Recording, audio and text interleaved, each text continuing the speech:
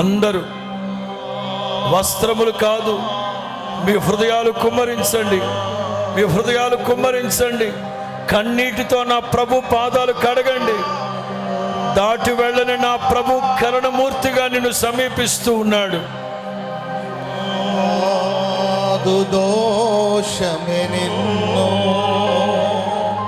అనువనువున హింసించు, నీవు కార్చిన రక్తధారలే నా రక్షణాధారం.